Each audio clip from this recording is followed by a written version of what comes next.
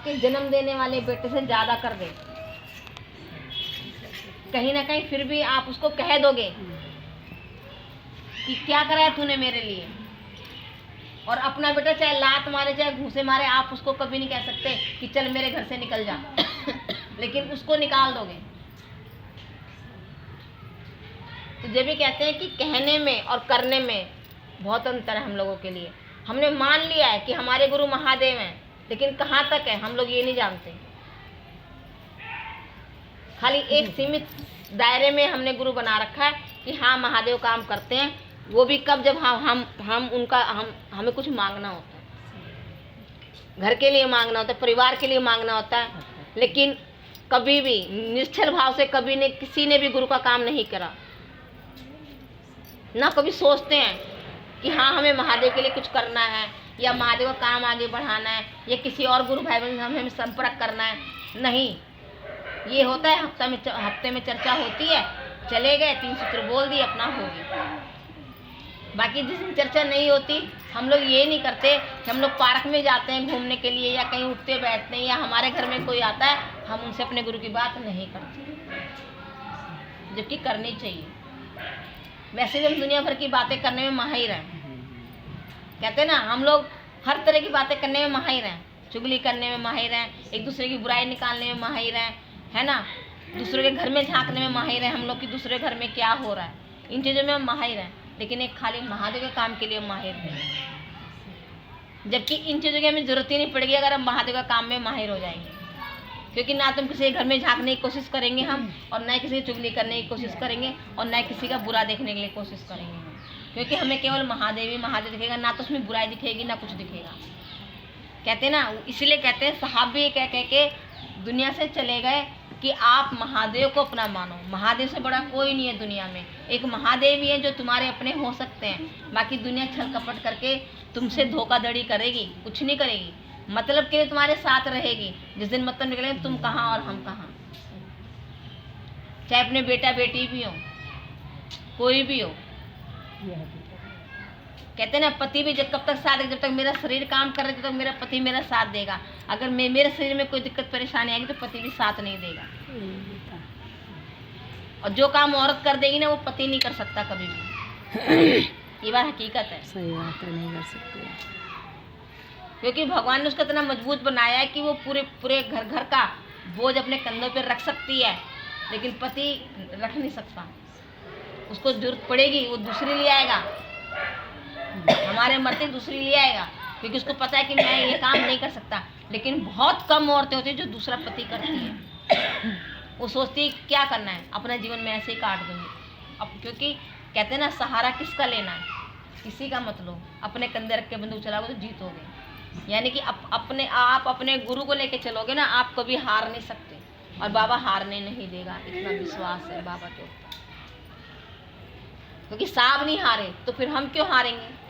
क्योंकि मेरे साहब के भी तो गुरु महादेव थे, नीलम दीदी के गुरु महादेव थे।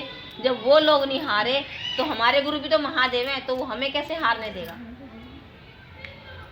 कहते ना, ये मत सोचो कि हम अकेले हैं। अकेले क्यों हैं, साथ में महादेव भी तो हमारे साथ। कहते ना, अकेला एक 100 पे भारी हो जाता है अगर तुम अपने पे आ गए तो। और तुम अपने पे नहीं आओगे ना, तो तुम ये सोचोगे ये नहीं कर रहा तो मैं क्यों करूँ, क्या जरूरत है करने की। जब ये नहीं कहीं जाके चर्चा करते महादेव तो मैं क्यों करूं।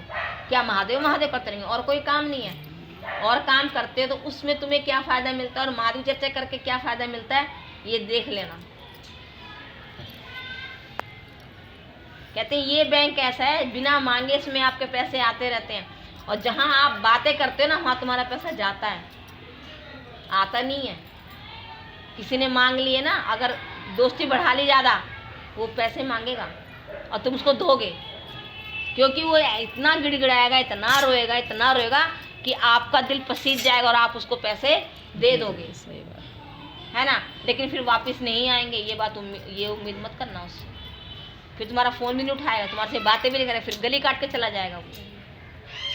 लेकिन महादेव को दिया हुआ 1 रुपया भी 10 गुना होके मिलता है, कहीं ना कहीं मिलता है। या तो बच्चे तरक्की कर जाएंगे, या तनख्वाह बढ़ जाएगी, या हमारे घर में कुछ अच्छा फंक्शन होगा उसमें बरकत हो जाएगी। तो महादेव तो देता है, कभी लेता नहीं है हमारे से। तो यही है चर्चा भी, जितनी हम करेंगे महादेव के बारे में, जितना हम बताएंगे ना, उतना हमारा खाता बढ़ेगा, यानी कि मेरा शरीर निरोगी होगा। और जितनी हम चुगली चपाटी करते हैं ना, किसी के दुख की सुनते हैं, किसी के घर में कलेश सुनते हैं ना, हमारा दिमाग खराब हो जाता है, टेंशन में दिमाग आ जाता है हमारा। उसके घर में ऐसा हो रहा है ना, हमारे घर में भी तो ऐसे ही हो रहा है। क्या मिला? टेंशन दे के चले गए ना, जो भी आए तुम्हें टेंशन दे के चला गया। फिर तुम सोचते रहो उसके घर में ऐसा हो रहा है, कल को हमारे बच्चे ना करें। उसके घर की बीमारी दूर हो गई, तुम्हारे घर में आ गई।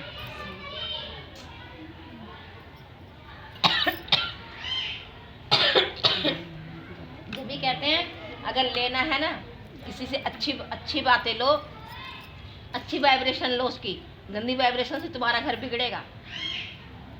क्योंकि उसने अपना काम कर दिया, तुम्हारे घर में वो बोल के चली गई, वो वाइब्रेशन तुम्हारे घर में घूमेगी, और घूमेगी तो हमारे परिवार में ही जाएगी, वो बाहर नहीं जाएगी।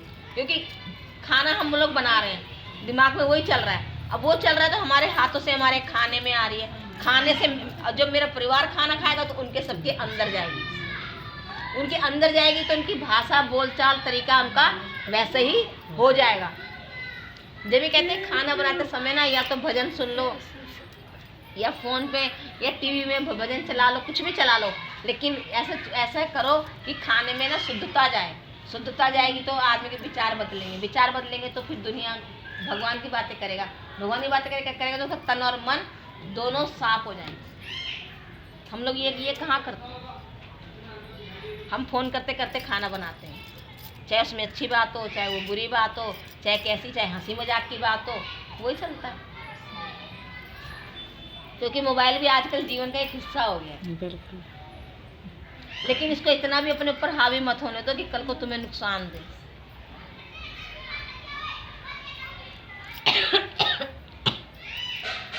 इसलिए कहते हैं कि महादेव से यही दया मांगो कि हे शिव महेश्वर, आप मेरे गुरु और मैं आपके शिष्य हूँ बाबा, मुझसे इस पे इतनी दया कीजिए बाबा कि मैं आपका ये काम अच्छे से कर सकूं, साहब दीदी के बताए हुए रास्ते पे चल सकूं, जन को आपसे जोड़ सकूं, जन को बता सकूं कि शिव मेरे गुरु हैं, आपके भी हो सकते हैं, और बना के देखिए, मान के देखिए, जो मेरे हैं वो आपके भी हो सकते हैं। तीसरे में अपने गुरु के पावन चरणों में 108 बार नमः शिवाय बोल के प्रणाम करती हूँ। हे मेरे महादेव, मेरे इस नमन को स्वीकार करना बाबा, स्वीकार करना। जाने अनजाने मेरे मुख की वाणी से गलत बात निकल गई हो तो हे मेरे गुरु, मुझे अपने शिष्य और अपनी बेटी समझ के माफ़ करना बाबा।